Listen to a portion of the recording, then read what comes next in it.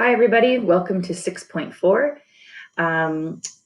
Glad you made it through the last video of 6.3. I know it was a long one. With this one here, we're going to start talking about rational equations.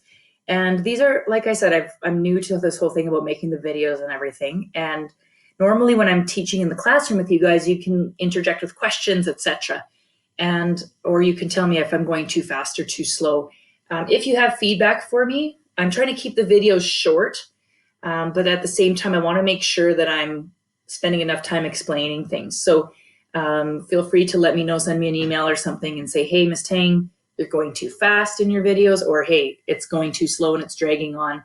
Obviously, I have to say a certain amount of stuff to cover the topic, but I want to make sure I'm using your time efficiently as well. Okay, so this is the last section of 6.4. It's on actually solving rational equations. So the important thing about this section is that our questions will have an equal sign in them. That's what makes them an equation. Okay, pen, we don't need to see that anymore. So these must have an equal sign.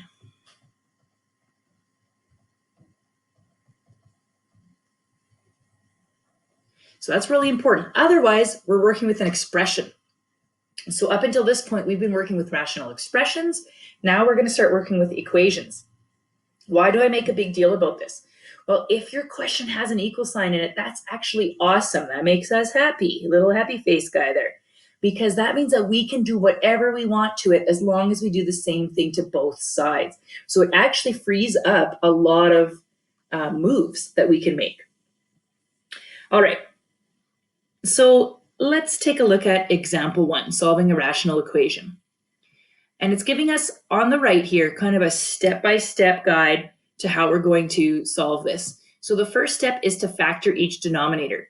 So x minus 7 is already factored, 2 is already factored, it's prime, but I can factor this to be 2 times x minus 7. So now I have factored every denominator. I'm going to identify my NPVs. So x cannot equal 7, and that's actually the only NPV here because the 2 has no variable with it, so that one's fine. The LCD is going to be 2 times x minus 7. So this question is actually not looking too bad. It's way less complicated than the ones we just did in 6.3. So the good news is this is going to get a 2 only. This one's going to get an x minus 7 times x minus 7, and this one doesn't need anything. Okay, so my next step is, and actually here's the interesting thing. So we've done this. Now they're saying multiply both sides of the equation by the LCD. So that just, for some reason, is written over here by accident. What is neat about this is that, actually, no, I'm going to write out one more step and then show you. It'll be easier to see, but it's really exciting, I think. This is why I actually love this section, especially after finishing that last one.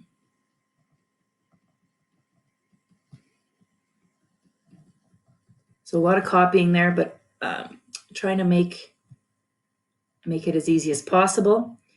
And we've got 2 times x minus 7 on the left as the denominator, and we also have 2 times x minus 7 on the right as the denominator. And this is the best part. So now that I'm at this part, I'm going to do this step here. Multiply both sides by the LCD. So my whole equation, I'm going to get 2 times x minus 7 and 2 times x minus 7. What that does is that allows me to cancel that and that along with this and this. So I have no denominator anymore. Essentially, I can wipe off my denominator once they match. So these now match perfectly. They're basically just eliminated because I'm going to multiply each side by 2 times x minus 7. So I'm not actually going to multiply it. I'm going to use it as a tool to eliminate my denominators. And so now all I'm left with is this part, the numerator. Ta-da! So we have now turned this into a rational equation without denominators, which is great. So this is a very happy step. So we've now done that, and I'm going to rewrite it. And at the same time as rewriting it, I'm going to do some of this multiplication, so I don't have to rewrite it so many times. So I now have 2x squared plus 50 plus, I'm going to FOIL this, so I get x squared minus 7x plus 5x, so minus 2x minus 35, and that's equal to 2x squared minus 12x, I missed my x here before, minus 9. No more denominator. Do not need to write it. Okay, and now we can go ahead and solve. So this is 2x squared plus 50 plus x squared minus 2x minus 35 equals 2x squared minus 12x minus 9. At this point, this looks like something from chapter 4 when we were solving quadratic equations. So we want to put this in standard form. We want to clean it up. And then we have our options of solving by factoring, solving by completing the square, or solving using the quadratic equation. So here I have x squareds, and x squareds. So on this side I have 3x squared, and on this side I have 2x squared. So I'm going to subtract 2x squared from each side. That leaves me with just x squared on the left. I have no x squareds on the right now. If I take a look at my linear terms, my x terms, I'm going to move everything over to the left side. So I'm going to add 12x to each side. So that gives me plus 10x. Now I'm going to clean up my constants. So on the left side, I have positive 15, and I'm going to add, I meant to do this here. Sorry to keep these straight. There we go. My triple underlines are all my constants. So I have 15. I'm going to add 9 to that. So that gives me plus 24 equals 0. If you want to do that showing more steps, go ahead. But eventually we should end up with a quadratic where we have a positive in front of our x squared term and one side set to 0. Now the easiest way, the quickest way is to, when we're solving, to solve is to try to factor this. And this one is factorable. So we have two factors there. If either factor is set equal to 0, it would solve the equation. So my solutions are -6 and -4. And I have to check these against my NPV here and make sure that they're not the same, and they're not. Therefore, they're permittable solutions. So I've solved, I've now checked it against that, and I can go ahead and write my solutions. So x is -6 or -4 for this question. And x cannot be 7, but do we really have to state the NPV anymore? I don't know. As long as we check it against it, we're stating our solution here. So we actually should be fine. All right, let's do the same thing on question B. So first step is to factor. The only one that's factorable is the one on the right side of the equation. That gives us NPVs of 2 and -2. My LCD in this question is x plus 2, x minus 2. So I'm going to go ahead and give each term what it's missing. So this one is missing the x plus 2.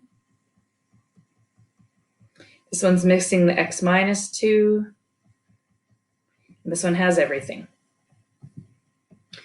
So my next step is going to be, oh, sorry, I do not want to write an equal sign there because I have an equal sign in my equation right here. So be careful, you don't write an equal sign at the beginning anymore. So this is 3 times x plus 2 plus 2 times x minus 2. And that is all over x plus 2, x minus 2. And on the right, I still have 6x over x plus 2, x minus 2. Now, why can I get rid of my denominator? Think of it as multiplying each side by x plus 2, x minus 2, and then x plus 2, x minus 2. But basically, if I have the exact same denominator on all my terms and an equal sign, I have an equation, I can get rid of that now. Just be careful that you do not do that when you have an expression. That is very illegal and not allowed when you have an expression, but it is allowed because we have our equation. So I now have 3x plus 6 plus 2x minus 4 equals 6x. And now it looks like a question from not even chapter 4. This is looking linear. This isn't even quadratic. So this is more like a grade 10 question now. So 3x plus 2x, that's 5x. And I've got my 6x over here. Well, maybe I'll show all my steps here. And then I'm going to combine my constants. So So I've got 5x plus 2 equals 6x.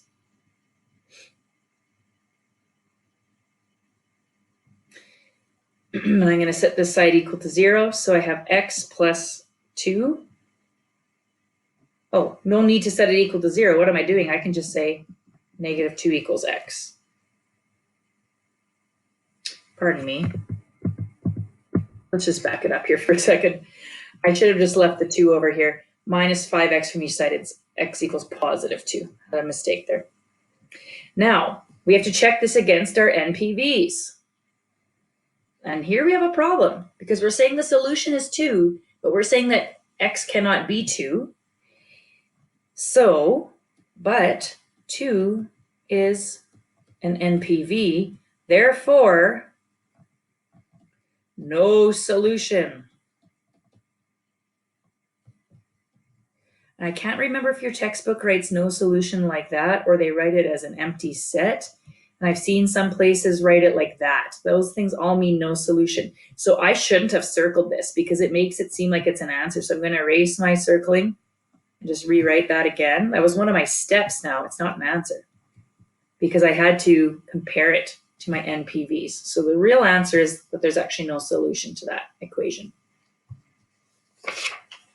Okay, one more kind of standard question like this, and then we'll start looking at some word problems. All right, so we're going to factor. So here we have x and x minus 8. That one's already factored. That one's already factored. So NPVs, x cannot equal 0 or 8. The lowest common denominator is going to be x times x minus 8. I'm going to go ahead and give things what they need. So the first term has both factors. This one needs an x. And this one needs the x minus 8 over x minus 8. So I now have, my next step is x minus 24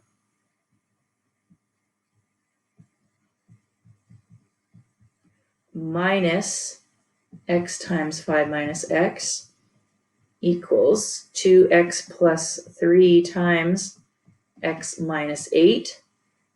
And this side was all over x times x minus 8. And this side is now also over x times x minus 8.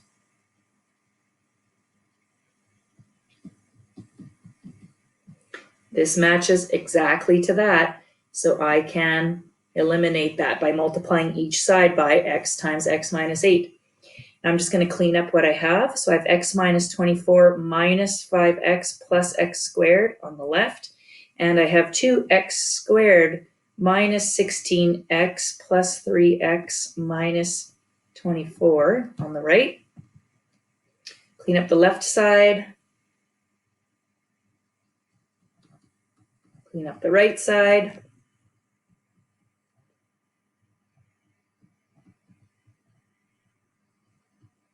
And then combine them all onto one side and set one side to 0. I'm going to choose to set the left side to 0 so that I can have a positive quadratic term.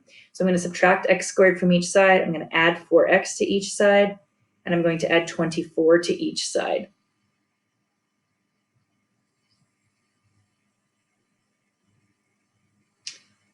Uh-oh, hold on. I messed up somewhere. Let's see where I went wrong here. That part looks good. 2x squared. Oh, whoops, I combined the wrong stuff over here. Let me just back this up. I got too excited. See, I have my strategies for why I underline things when I'm combining to make sure I don't lose stuff. These ones are supposed to get combined, and that was my mistake. I didn't see that this x was attached to the 16. So let's just revert back a little bit here. And we are still going to set the left side to 0. So that makes that x squared. I'm going to add 4x to each side. So that makes that minus 9x. And then when I add 24 to each side, those cancel out and I get 0. I'm going to factor out a GCF of x. That leaves me with two possible solutions of 0 and 9. Now again, I have to check those against my NPVs. And 0 is not allowed to be a solution. So I have to throw out my solution of 0 and keep my solution of 9. So this question has one answer and two non-permissibles.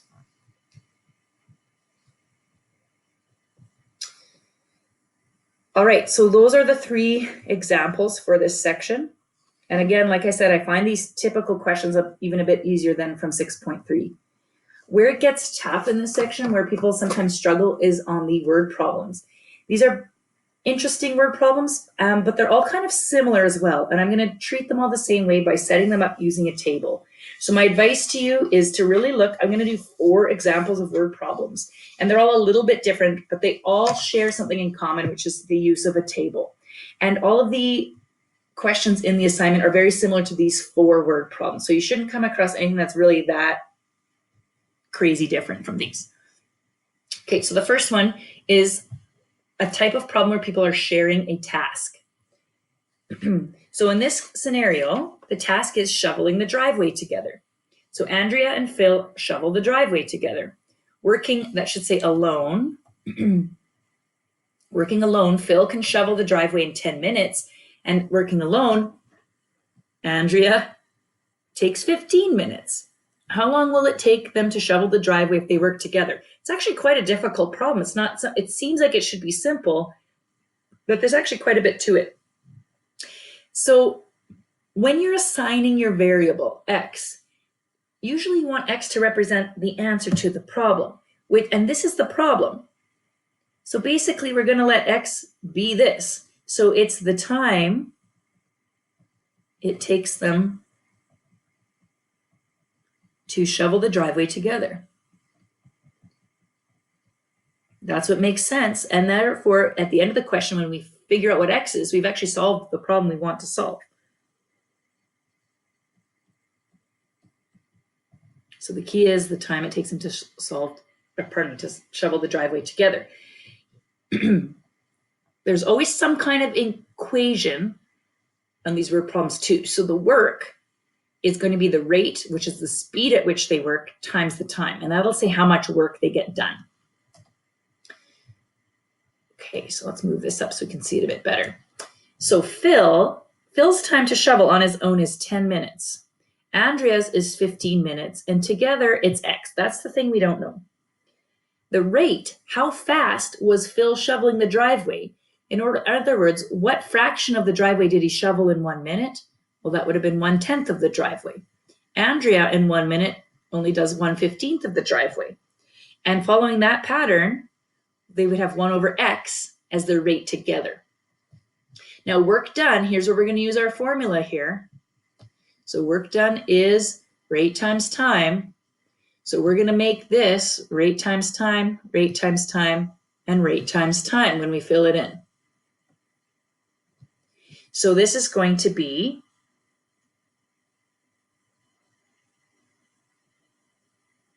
(1/10) x equals x over 10. So we're going to take the rate and times it by the time of x minutes. So we're going to have 1/10 times x, which we would just say is x over 10. This one is going to be 1/15 times x, which is x over 15.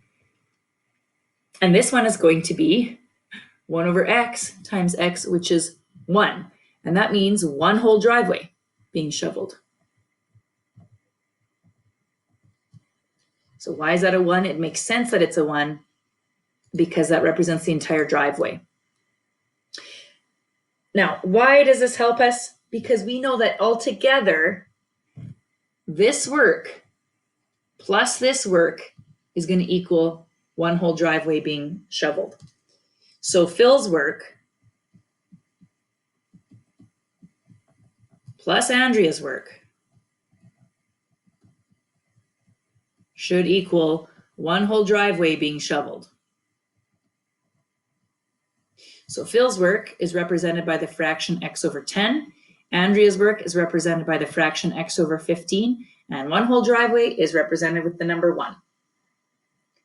Okay, so we've got a rational equation here. And so we need to come up with, as we have done in the past, what's our LCD going to be and what are our non-permissible values? So the lowest common denominator for 10 and 15 is 30. There's not even any variables involved in that. And the non-permissible values, well, there are none because there's no variables in the denominator. So what I need to do is make each of these fractions have a 30 as the denominator. So the 10 needs to be multiplied by 3. So whatever I multiply the denominator by, the numerator gets as well. The 15 needs a 2. And remember, this is over 1. This needs all 30. My next step, I have 3x plus 2x equals 30. And this is all over 30. And this is all over 30. So we can get rid of our denominators here. So I have 5x equals 30, or x equals 6. I know it's getting hard to see, or my screen might even be blocking that. So I'm just going to move this a little bit more. And so what that means, and I'll write my sentence over here, is that it will take them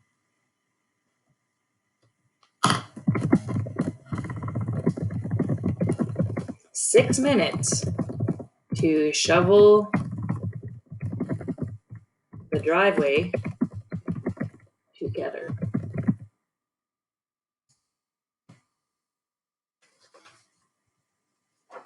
Okay, so we want to make sure that we are answering our questions with a sentence. That's something I would look for as well when I'm checking homework. Okay, have you answered the word problems with a sentence? Have you set up a chart?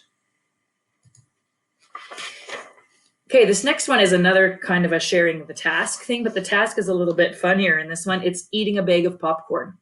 So Charlie and Rose are sharing a bag of popcorn at the movies. By himself, Charlie can eat the whole bag of popcorn in 15 minutes.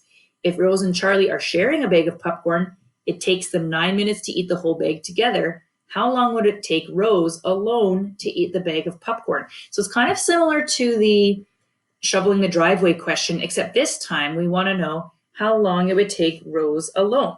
So that's what I'm going to let my x equal.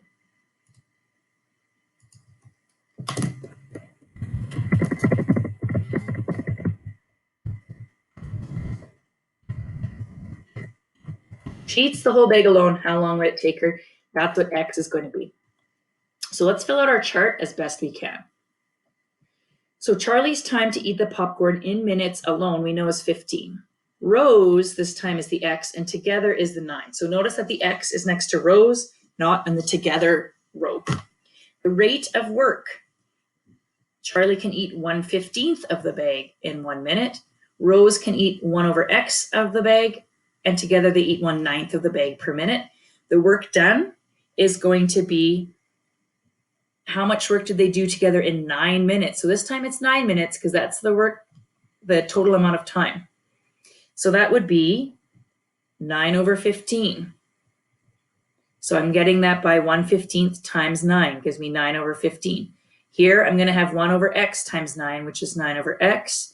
And here I'm going to have 1 over 9 times 9, which is together 1 whole bag of popcorn.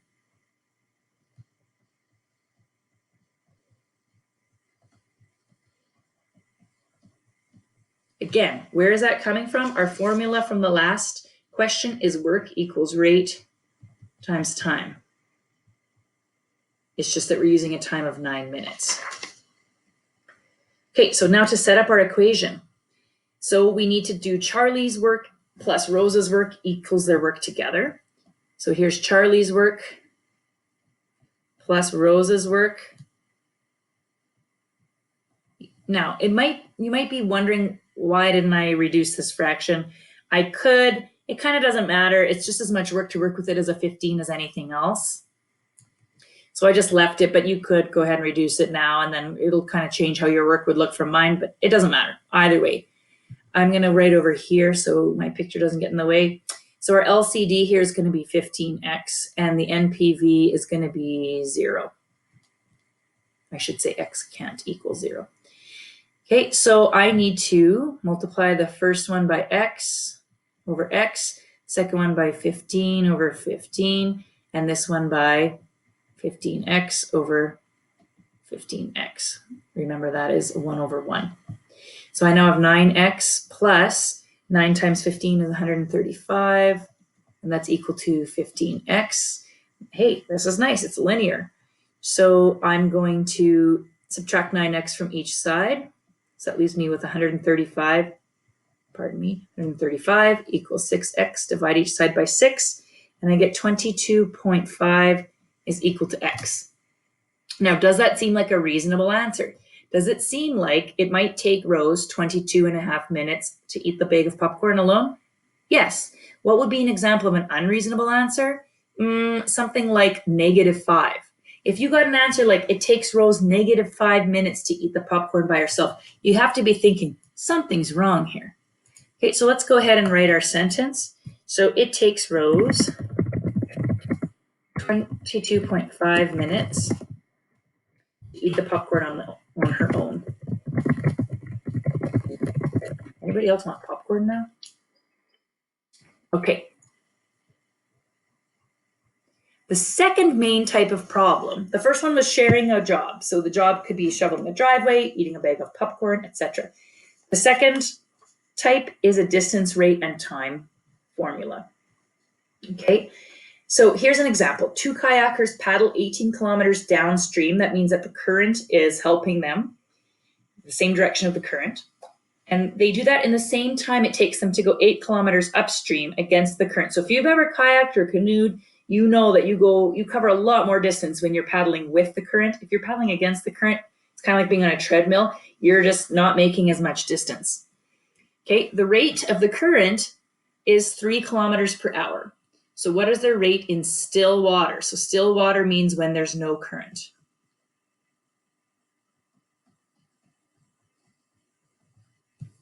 So we do know already that distance, rate, and time are related. So distance equals rate times time. If I want to rearrange that equation, I could also say that time equals distance over rate. So there's another version of that. I could also say rate equals distance over time. So there's actually kind of 3 different versions of this equation. Let's go ahead and define R. So the rate in still water is going to be what R is.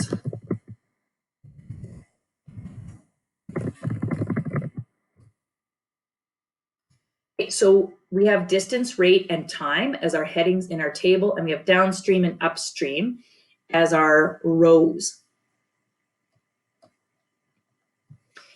Okay, so let's start filling this out. So we know that they made 18 kilometers when they went downstream, and only 8 kilometers going upstream. We know that their rate when they're going downstream is whatever their rate is in still water plus that extra boost of 3 kilometers an hour. And when they're going upstream, it's their rate in still water minus that 3 kilometers an hour that's fighting against them. Time is distance over rate. So that's going to be 18 over R plus 3 when you're downstream. It's going to be 18 over R minus 3 when you're, 8 over R minus 3 when you're going upstream.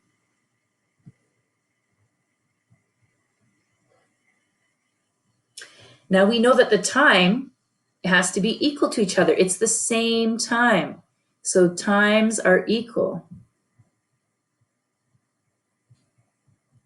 So I'm going to set this fraction equal to that fraction, and that actually creates our equation for this question.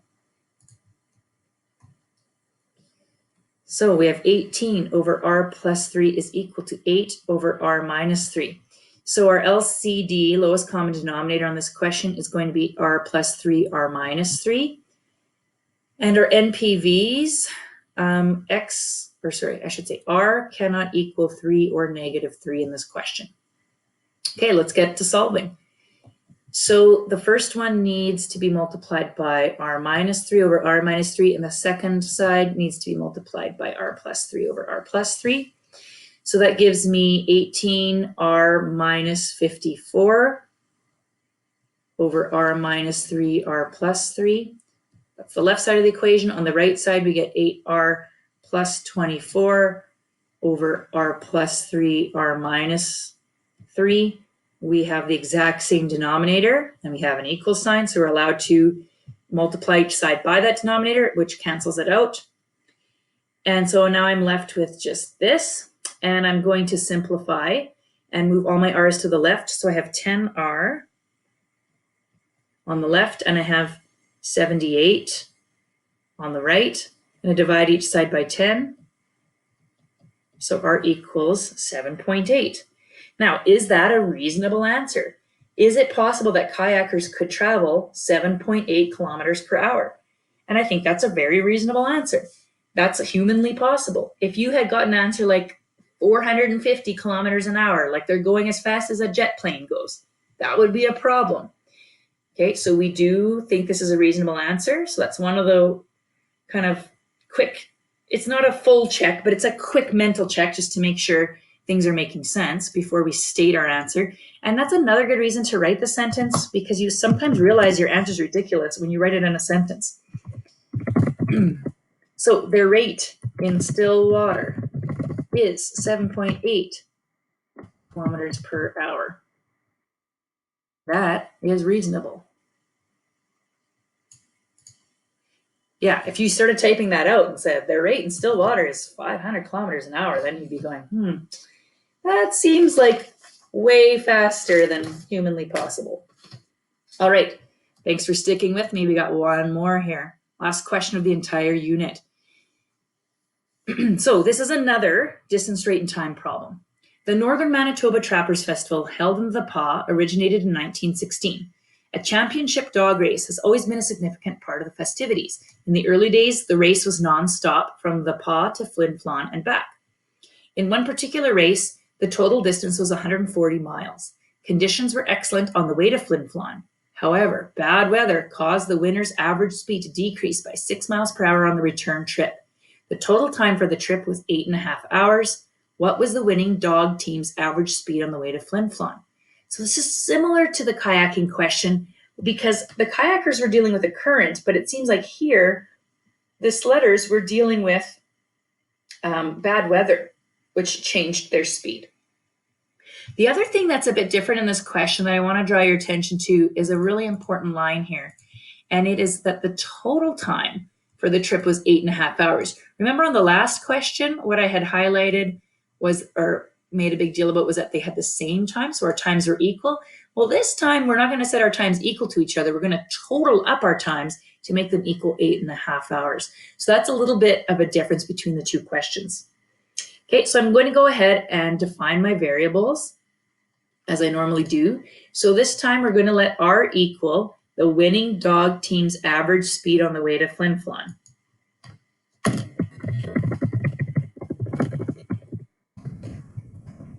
Only going to deal with the winning team here, so I'll just write the average speed on the way to Flin Flon. I also want to remind myself of, of the distance, rate, and time equation that we had. So we know that distance equals rate times time. And in this one, we also want to know that time, which is our last column here, is going to be distance over rate. So that's going to help us fill out this column when we get there. So their trip to Flin Flon, how far was that? Was it 140 miles? Let's read this sentence again just to make sure. The total distance was 140. That means they went to the Pas and back, and that took 140 miles. So the distance each way wasn't 140, it was 70. So be careful when you're reading that word problem that you don't put 140 in there, you put 70. 140 was the round trip. The rate on the way there was X, but on the way back they were slower because it was bad weather. So they were 6 miles per hour slower. So that's going to be X minus 6. The time is going to be the distance divided by the rate. So 70 over X, or 70 over X minus 6. And the total distance was 140. Doesn't make sense to give a total rate, but the total time was 8.5 hours, or 8.5 hours. You can use a fraction or a decimal. Okay, so I need to come up with an equation that relates these values. So their trip there and their return trip in total has to equal 8.5. So 70 over X plus 70 over X minus 6 is equal to 8.5. We need to identify the lowest common denominator in this question. So it's going to be X times X minus 6. And the NPVs are that X cannot equal 0 or 6. So now I need to give each term what it needs. So the first one needs X minus 6's. This one needs X's. And this one needs both.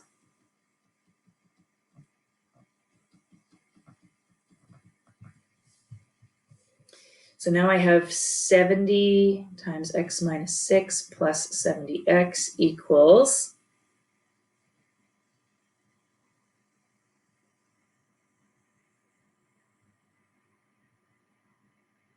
hold on a second here. Sorry, I'm just going to pause. I need to take a look at my notes for a minute. I think I might have a mistake on it. Where's my pause button? Here it is. No, I had the right thing written down. I just did it in a funny order, but I'm going to do it as we've written it out here. So this becomes, and it's a bit funny because I've left it as a decimal, but I'm just going to multiply the green parts here. I'm actually going to cross off my whole denominator here because they all matched at that stage, just to prevent me from having to write it again. Now I'm going to do my distributions. So we've got 70x minus 420 plus 70x equals 8.5x squared minus 51, 51x. Okay, I want to combine like terms. So I have 140x, and then I still have minus 420 equals 8.5x squared minus 51x. I'm going to set one side equal to 0. So I now have 8.5x squared. I'm going to subtract 140 from each side. So I get minus 191x plus 420. So there's my equation. Now, what are our options? Okay, so this does not look very factorable. I don't think I want to complete the square on this. I got decimals, I got really nasty numbers. So this is not a nice quadratic equation. But the one method I know that will work is to use a quadratic formula.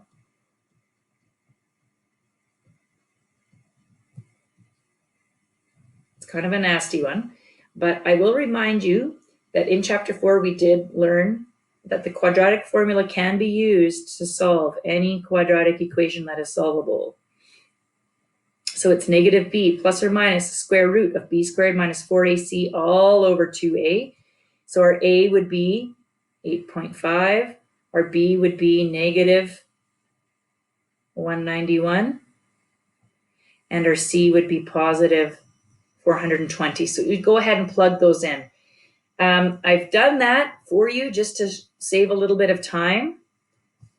And so the answers that we get is 20, and we also got an answer of 2.47059. How did we get two answers? Remember, we've got the plus minus here, which can give us up to two answers. Now, I have to throw out this answer. And the reason why is because if that's our answer, and then they're going 6 kilometers an hour slower than that on the return trip, then they'd be traveling at a negative rate, which isn't possible here. So the correct answer is the answer of 20 that comes out of the quadratic equation. And so I'm going to write that as the answer in my sentence. So the average speed on the way to Flin Flon was 20 miles per hour. Sorry, I might have said kilometers per hour somewhere in there. This one was miles per hour. So I kind of skipped showing you the quadratic equation for a couple of reasons. Number one, or pardon me, the quadratic formula, because we did it in previous units. So you should know how to do that already, and I didn't want to make this video any longer. There's also websites and apps that can solve those kind of quadratic formulas for you. If it's a skill you know you have, then sometimes you don't want to waste time on that. You want to spend your time on the concepts from this unit. So I just wanted to speed that along a little bit for you. Okay, thanks very much for watching this video. That takes us to the end of chapter 6. So you're now able to do the assignment for 6.4 as well as the chapter 6 review assignment. All right, best of luck to you, and I hope that this video was helpful for helping you understand 4.6. Thanks for watching.